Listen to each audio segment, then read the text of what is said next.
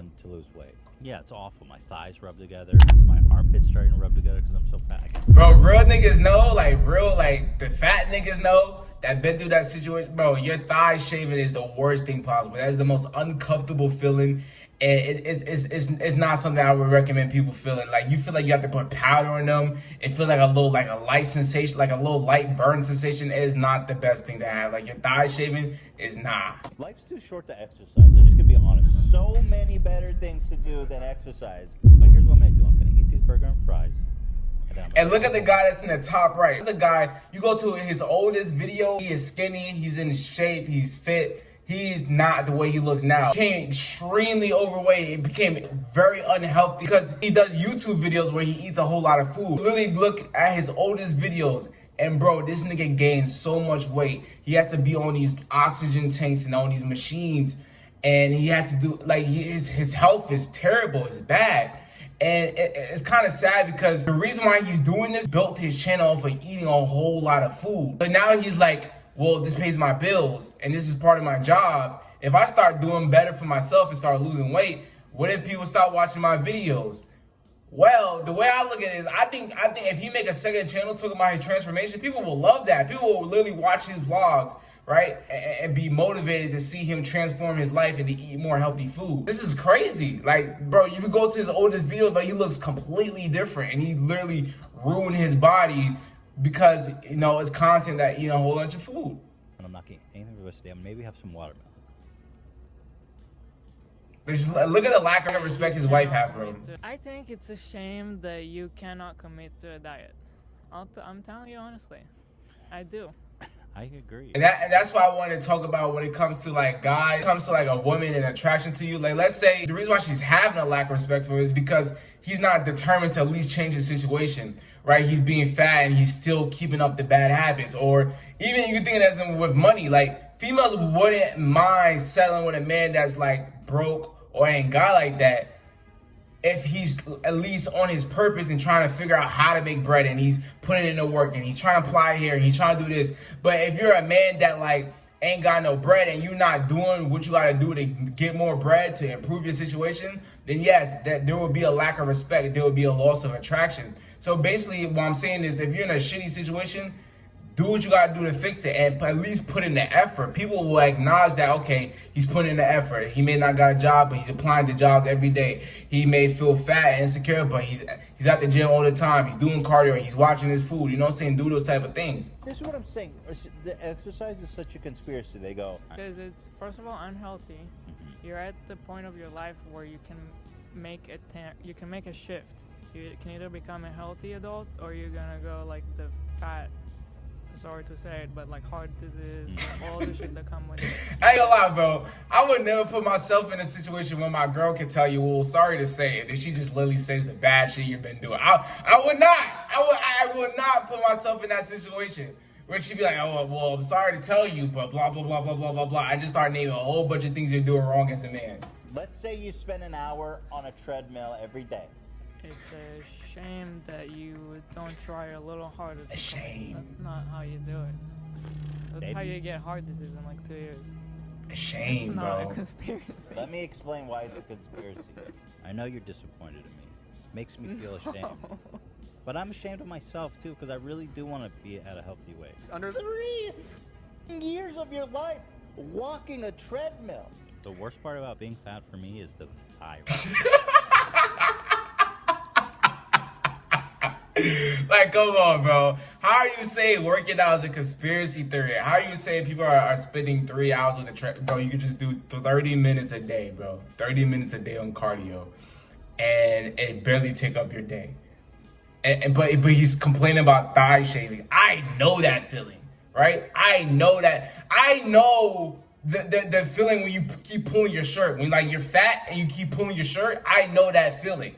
The niggas that been fat and had like a big belly, you know that feeling when you just keep pulling your shirt because it's getting close and you're feeling a little bit insecure about it. I know about that. I know about the thigh shaving. I know about all the insecurities that you may have or the feelings you may have when you're being fat, right? I know that shit.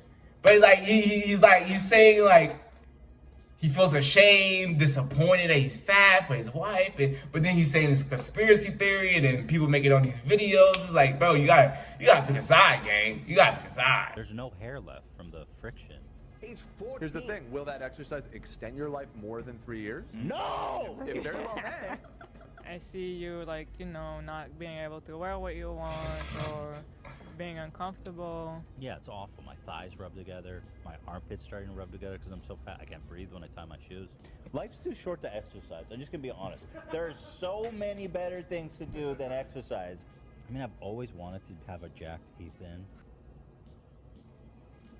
Hey man, that was for the video what Ethan Klein had to say, and you know, this is a video of like what the top 1% of men looks like in 2022. I would say, yeah, there's a lot of men statistically, financially, they're in the top 1%, but like their body or other aspects within their life is not really it. And it makes sense because, you know, back in the day, in order to, you know, in order to be like that guy or the top 1%, you had to have some type of physical attribute to you. Whether it's like you're a hunter and a gatherer, right? And those type of days where it's like hunter and gathering. In order to hunt and gather and get resources for the family, whatever the case may be, you had to be able to be fast to get that deer. You had to do whatever you have to do to get that chicken. You had to be resilient. You have to have all these masculine attributes in order to put food on the table, in order to progress as a man and be able to provide for your family. But now, when it comes to food, you just go in the store and you scan an item and you pay for it. There's no more of that you have to develop yourself in order to survive. So survival has become easy. And that's one thing that I talked about on my second channel is that as we evolve and as our tools evolve, as things became easier to obtain, we've evolved as people and our skills. So what I mean is because you have a calculator app on your phone, you're like, why would I remember this multiplication? Why would I try hard trying to do this myself? And all I gotta do is go hit the calculator app. So therefore, you're having less moments of where you're training your brain or you're challenging your brain to learn these type of things, right? So what I'm saying is as we evolve and we get better skills, not better skills, but as we evolve and we get better tools and things become easier and easier and easier, this kind of, we kind of de-evolve when it comes to us as humans and what we do, you know what I'm saying?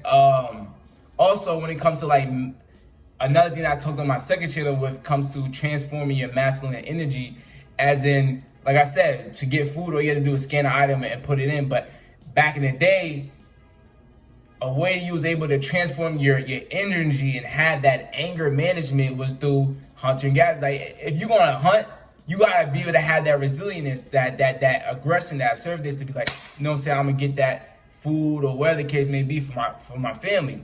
And I think that there's definitely... the working out and going to the gym is a great way to do that. There's a lot of people that use the gym as a way to express their anger, to let it out, or just to be in an environment of, you know, other men.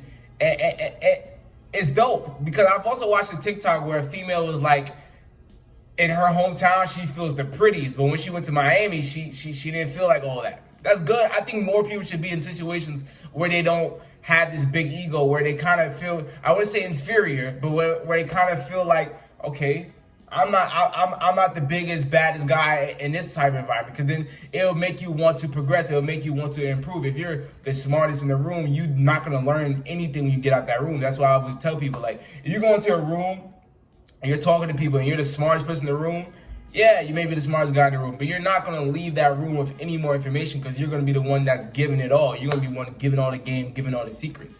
You know what I'm saying? But nah, man, this is basically the video of what the top 1% of men looks like in 2022. You know, so I can give you more videos about, you know, but yeah, man, this is the video of basically how the top 1% of men looks like in 2022. I can give you some of the secrets how I'm able to lose 30 pounds in 60 days.